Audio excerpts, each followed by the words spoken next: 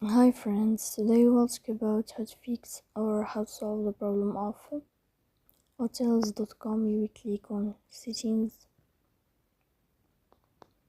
then you can click on apps, default apps, app settings.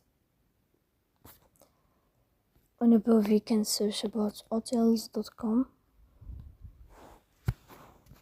then you can click on first stop and you can click OK. Here you will go to storage, then you can click on clear cache. In the end you can turn off your phone and you can wait a moment. Turn on your phone again to fix that problem. So please don't forget to support us by like and subscribe. See you next time in another video.